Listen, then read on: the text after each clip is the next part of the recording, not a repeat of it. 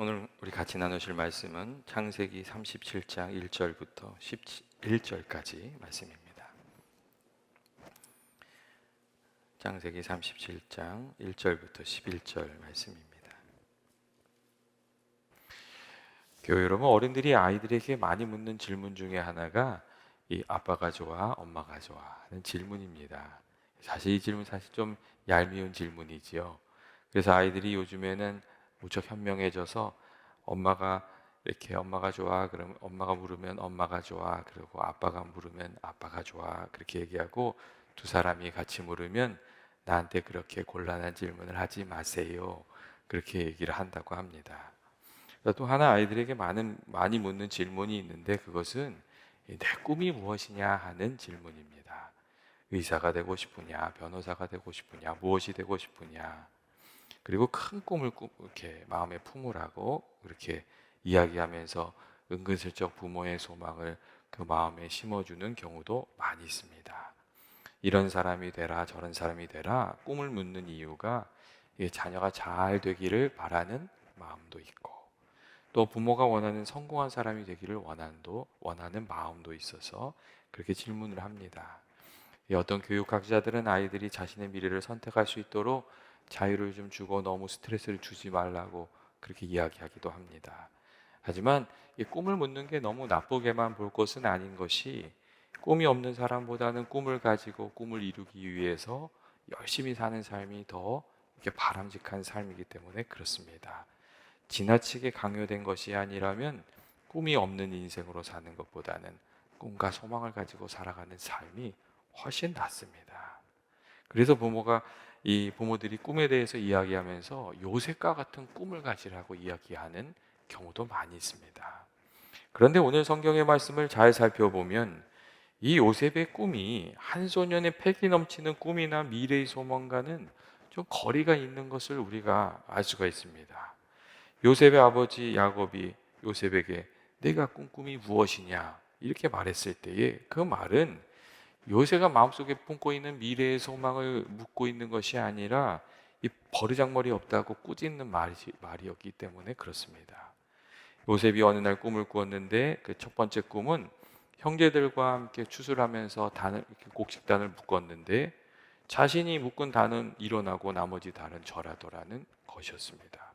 그리고 두 번째 꿈은 해와 달과 열한 별이 자신에게 절하는 꿈이었습니다. 요셉은 그 꿈을 꾸고 그것이 너무 신비해서 형제들에게, 아버지에게 이야기했고, 그 이야기를 들은 형제들은 화를 냈고 아버지는 요셉에게 버르장머리 없다고 책망을 받았습니다. 내가 꾼 꿈이 무엇이냐? 나와 내 어머니와 내 형들이 참으로 가서 땅에 엎드려 내게 절하겠느냐? 이 요셉을 꾸짖는 질책의 말을 했던 구절이 내 꿈이 무엇이냐 하는 그런 말이었습니다. 여러분, 요셉의 꿈이 어떤 것이었다고 이렇게 생각하십니까? 요셉의 꿈은 17살 먹은 한 소년이 소망했던 미래의 자신의 모습도 아니고, 일확천금을 가져다 두는 어떤 행운을 들어주는 그런 꿈도 아니었습니다. 오히려 이 꿈은 형들에게 미움을 받게 하고 아버지로부터 꿈을 이렇게 꾸중을 듣게 하는, 그리고 위기를 가져오는 그런 꿈이었습니다.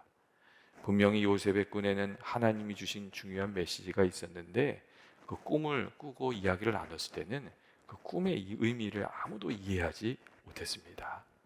여러분, 우리들에게도 그런 비슷한 일들이 있지 않습니까? 보아도 보지 못하고 들어도 듣지 못하고 깨닫지 못하는 그런 때가 많이 있습니다. 이 하나님의 깊으신 섭리를 이해하기에는 우리의 안목이 너무 짧고 부족하기 때문에 그런 일들이 많이 일어납니다. 그런데 요셉이 꾼 꿈도 비슷한 경우였습니다. 그런데 아무도 이해하지 못했다고 해서 그 꿈이 의미가 없는 그런 것은 아니었습니다. 오히려 요셉의 삶 전체를 살펴보면 그 꿈이 너무나도 중요한 아주 중요한 신앙적 의미가 있었다는 것을, 그리고 그 꿈과 함께 하나님께서 일하고 계셨다는 것을 우리가 알게 됩니다. 여러분, 이 요셉의 꿈이 가지고 있었던 그 신앙적 의미는 무엇입니까? 하나님께서 그 꿈과 함께 무엇을 일하고 계셨습니까? 첫째로 요셉의 꿈 안에는 이 인간의 역사 속에서 일하고 계시는 하나님을 이해하게 되는, 하나님의 섭리를 이해하게 하는 그런 단서가 담겨져 있었습니다. 여러분, 하나님의 섭리라는 것이 무엇입니까? 그것은 나는 이해하지 못한, 나는 알지 못하지만 하나님께서 목적을 가지고 역사를 주관하시면서 일을 이루고 계시다는 것을 믿는 겁니다. 아니, 하나님의 섭리를 믿는다는 것은, 그래서 이 하나님을 믿는 것에 있어서 참 중요한 의미를 가집니다. 그런데 이제 이 요셉의 꿈이 이 하나님을 드러내고 역사를 운행하고 계신 하나님의 섭리를 이해할 수 있게 해주는 그런 단서와 같은 것이었습니다. 여러분, 만약 요셉에게 이 꿈이 없었다면, 이 요셉이 꾼 꿈이 없었다면, 이 요셉을 통해서 이루어진, 그리고 야곱의 가정에 베풀어진 그 구원의 역사가 그냥 어쩌다 보니 이루어졌구나, 그렇게 이해할 수밖에 없는, 그렇게 이해하기 쉬운 그런 것이었습니다. 하지만 요셉의 꿈이 있었고 그 꿈이 성취됨으로 인해서 하나님께서 역사를 주관하시고 그 뜻을 이루기 위해서 은밀한 중에 일하고 계셨다는 것을 이해할 수 있게 된다는 겁니다. 이 일은 하나님께서 이루신 것이다. 요셉이 팔리고 고난을 당하고 총리 대신이 되었던, 그래서 많은 사람들이 구원을 얻게 되었던 그 일은 하나님께서 계획하시고 하나님께서 이루어 가시고 계셨던 일이라는, 하나님의 섭리 가운데서 일어나고 있었던 것을 보여주는 것이 이 요셉의 꿈이라는 겁니다. 그리고 이 꿈이 있었기 때문에 그렇게 고백할 수 있었던 거죠.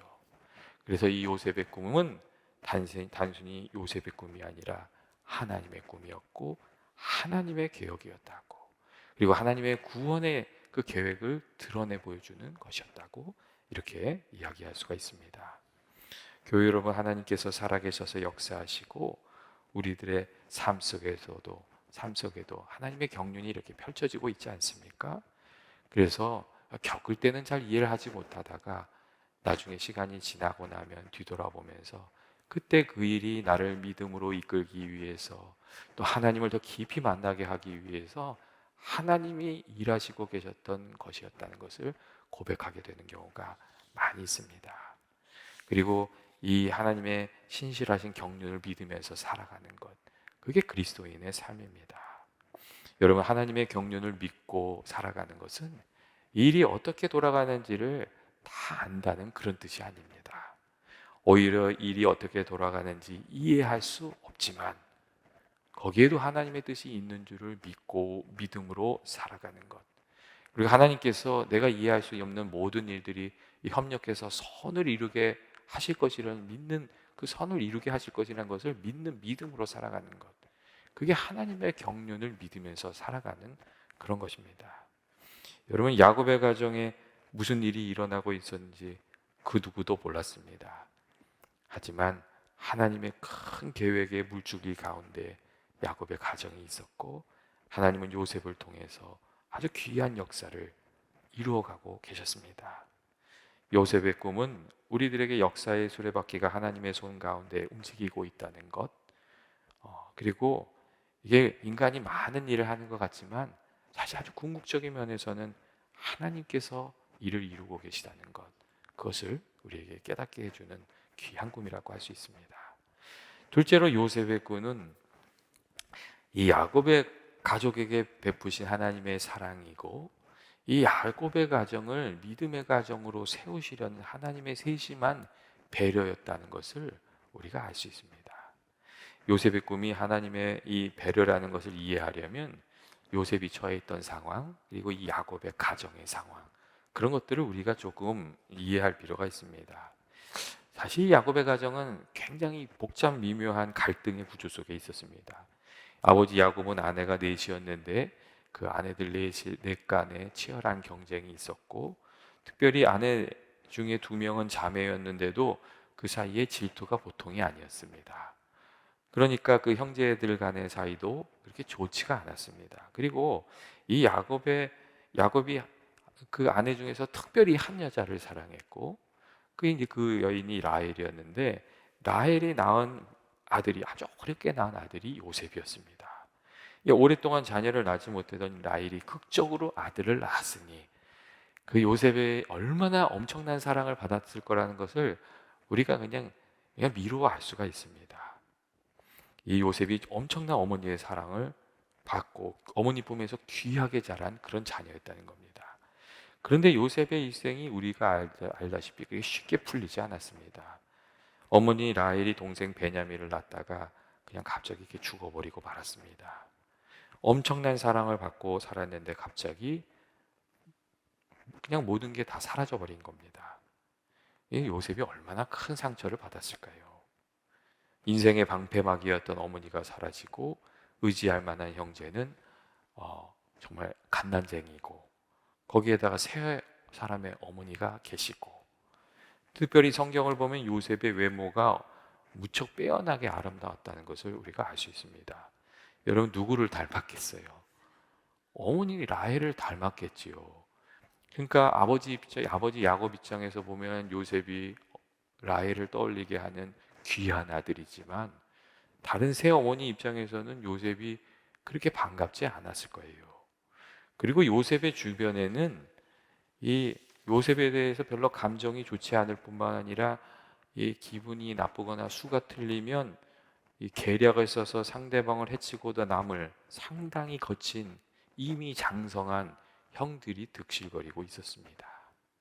여러분 그 레위하고 속여가지고 한 부족 다 죽여버리고 그런 얘기 우리 같이 나눴잖아요. 그런 형들이 있었단 말이에요. 그나마 다행인 것은 아버지가 그를 많이 사랑했다는 것인데 아버지가 너무 사랑해서 채색 옷을 입혔어요. 그 채색 옷은 그 집안의 후계자가 입는 옷이에요. 그러니까 이 요셉이 채색 옷을 입으니까 형들이 또 엄청 요셉을 멀리하게 된 거죠. 그러니까 이게 사실 채색옷은 요셉에게 화를 불러오는 그런 옷이었어요. 이것이 야곱의 가정 형편이었고 요셉의 상황이었어요. 여러분 이게 대충 어떤 가정인지 이제 좀 감이 오세요? 여러분 그리고 한번 생각을 해보세요. 이 가정에서 야곱이 이제 나이가 들어서 죽게 되면 이 가정이 어떻게 될까요? 아마 이 가정, 저는 야곱의 가정이 시한폭탄 같은 가정이었고 만약 아무 일도 없이 야곱이 죽게 되었다면 그때부터 형제 간의 암투가 일어나면서 서로 상처를 주고 재산을 찢어서 갈기갈기 찢어서 나눠 갖고 비유하는 마음으로 다 흩어지지 않았을까? 그런 생각을 합니다. 그런데 그런 상황에서 요셉이 꿈을 꾸었고 요셉의 형들이 요셉이 형하고 아버지한테 이야기를 하니까 미워하는 마음이 더 커졌다는 겁니다.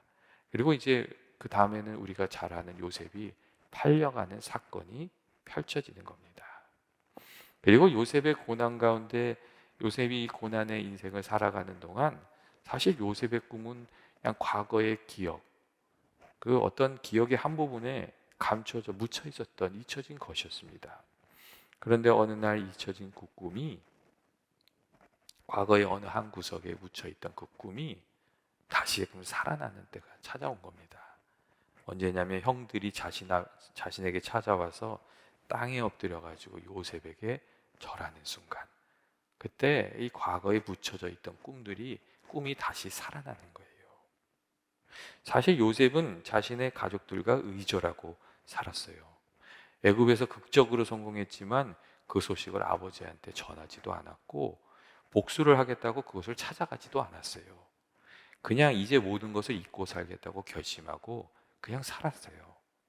그래서 첫째 아들이 태어났을 때 요셉이 그의 아들의 이름을 므낫세라고 지었습니다.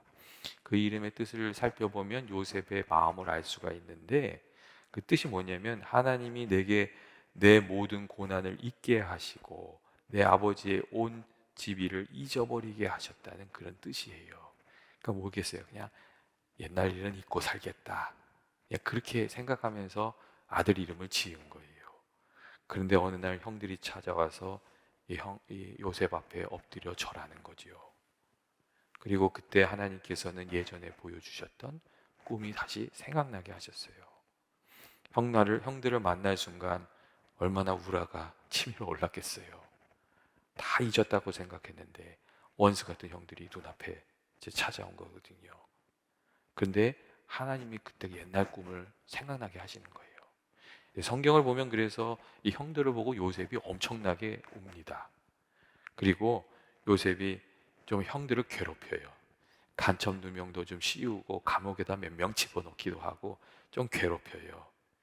그런데 가슴 한쪽에 하나님이 보여주셨던 그 꿈이 이렇게 생생하게 생각이 나면서 하나님이 깨닫게 해주시는 거죠. 그래서 창세기 45장 7절부터 8절을 보면 요셉이 아주 놀라운 고백을 하는데 이렇게 얘기를 해요. 하나님이 큰 구원으로 당신들의 생명을 보존하시려고 당신들의 후손을 세상에 두시려고 나를 당신들보다 먼저 보내셨나니 그런즉 나를 이리로 보내신 이는 당신들이 아니요 하나님이십니다. 이렇게 이야기를 해요. 그리고 아버지한테 돌아가는 길에 제발 형제들끼리 싸우지 말라고 그런 얘기도 합니다. 교회 여러분, 이 요셉의 꿈이 무엇이라고 생각하십니까? 저는 이 야곱의 집안에 베풀어 주셨던 하나님의 귀한 배려라고 생각합니다. 형제들 간의 화해를 위한 하나님의 배려였고 그 가정이 깨어지지 않도록 하나님께서 붙들어 매셨던 그 하나님의 배려가 요셉의 꿈이었다고 그렇게 생각합니다. 이 꿈이 없었다면, 그리고 하나님께서 그 섭리 가운데 일하시지 않았다면 아마 요셉의 가정은 다 산산이 찢겨져서 다 흩어져 버렸을 것이고 믿음의 귀한 백성이 되지 못했을 겁니다.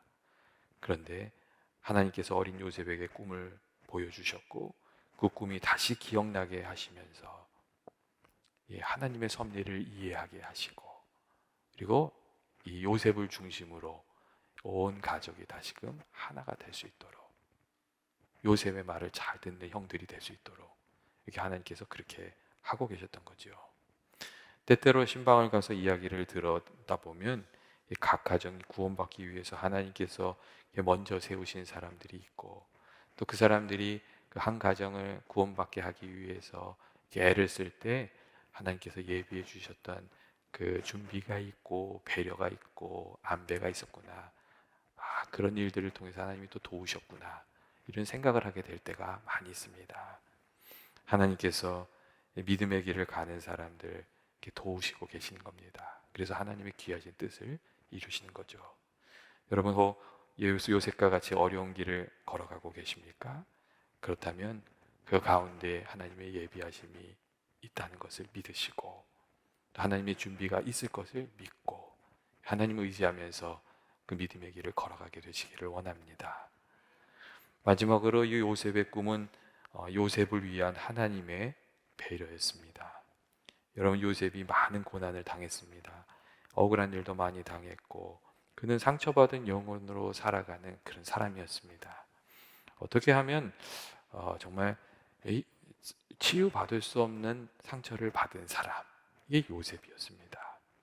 하지만 이 하나님께서 주신 꿈을 생각하면서 그 꿈의 의미를 깨달으면서 요셉이 마음의 위로를 받고 치유를 얻었습니다. 요셉은 자신의 인생이 버림받은 인생이 아니라 하나님의 위대한 역사를 위해서 선택받은 인생이고 또 쓰임받은 인생이라는 사실을 꿈을 통해서 깨닫게 되었고, 분노와 상처에서 벗어나 이 자유함을 누릴 수 있게 되었습니다. 하나님께서 특별히 자신을 선택하셨다는 그 사실을 통해서 고난의 의미를 발견하고 하나님께 감사할 수 있는 그런 사람이 되었던 겁니다. 그래서 야곱이 죽었을 때 혹시나 요셉이 복수의 칼을 들까 봐 겁나서 형들이 막 벌벌 떠니까 요셉이 오히려 넉넉한 마음으로 그들을 다 위로합니다. 두려워하지 말라고 하면서 내가 하나님을 대신하리이까. 당신들은 나를 해하려 했으나 하나님은 그것을 선으로 바꾸사 오늘과 같이 많은 백성의 생명을 구원하게 하려 하셨으니 두려워하지 말라고. 내가 당신들과 당신들의 자녀들을 기르리이다 하는 말로 간곡히 위로했다고 성경이 말해주고 있습니다. 요셉이 하나님의 깊으신 경륜을 깨달아서 그 가운데 내면의 상처가 치유되고 넉넉한 인격의 사람이 되었는데, 그 단서가 되는 것이 하나님께서 요셉에게 주셨던 귀한 꿈이었습니다. 교회 여러분, 우리들의 삶에도 주님의 뜻이 이루어지기 위해서 우리가 겪게 되는 여러 가지 억울한 순간들이 있습니다. 하지만 그때에도 우리가 흔들림 없이 믿음을 지키며 주님 믿고 살아가면 주님께서 요셉을 위로하시고 요셉을 세워주셨던 것처럼 우리를 위로하시고 또 귀한 열매 맺게 되는 귀한 은혜의 날이 찾아올 것이라고 믿습니다. 성령의 인물 중에 예수님과 가장 닮은 사람을 요셉이라고 하잖아요. 여러분 왜 그런지 아시죠? 그가 구원의 도구로 쓰임받았기 때문이에요. 그리고 하나님의 이르기까지 많은 고난을 당했기 때문이에요. 그리고 예수님처럼 배신도 당했어요. 잘 아시죠? 예수님은 제자의 손에, 요셉은 형들의 손에, 요셉은 은 20냥에, 그 예수님은 은 30냥에 팔리셨어요. 억울한 누명도 쓰고 고난도 많이 당했어요. 그리고 중요한 것은 끝까지 신앙을 지켜서 하나님의 귀하신 뜻을 이루어냈다는 것. 그래서 요셉이 예수님을 너무 닮았기 때문에 예수님 가장 많이 닮은 사람이 요셉이라고 그렇게 이야기를 합니다. 인생의 길을 가는 동안 요셉이 자기에 찾아오는 그 고난의 뜻을 다 이해하고 그 고난의 길을 간 것이 아닙니다. 여러분 요셉이 그렇게 인생을 살지 않았습니다. 그냥 할아버지의 하나님, 아버지의 하나님에 대한 믿음을 가지고 하나님 앞에 남들은 어떻게 하든 나는 신실하게 살겠다 하는 그 믿음을 가지고 살다 보니 알게 되고 깨닫게 되고 또 체험하게 되었던 하나님의 귀한 능력과 경륜이 있었다는 것, 우리가 그것을 좀 깊이 생각할 필요가 있습니다. 우리가 당하는 그 모든 일의 의미를 우리가 다 어떻게 알고 살겠습니다. 하지만 우리가 기도하고 또 믿음을 지키고 살다 보면 주께서 한 걸음 한 걸음 우리들의 인생길을 지켜주시고 인도해 주시고 모든 것이 협력해서 선을 이루게 되는 귀한 은혜 누리게 해주실 줄로 믿습니다. 그 은혜를 믿고 의지하는 저와 여러분 되시길 원합니다. 같이 기도하시겠습니다. 사랑과 은혜가 많으신 하나님 아버지, 저희들이 날마다 하나님을 더욱 의지하며 살아가길 원합니다. 우리가 다 알지 못하지만 하나님께서 우리를 향한 귀한 뜻이 있으시고 그 이 뜻을 이루기 위해서 지금도 일하고 계심을 믿습니다. 하나님께서 이 고난을 통해서도 이 아픔을 통해서도 이 답답한 마음을 통해서도 귀한 열매 맺게 해주실 것을 믿고 우리가 끝까지 믿음의 길을 잘 경주할 수 있도록 주여 저희들과 함께 하시고 저희들이 도움이 되어 주옵소서. 예수님의 이름으로 기도합니다. 아멘.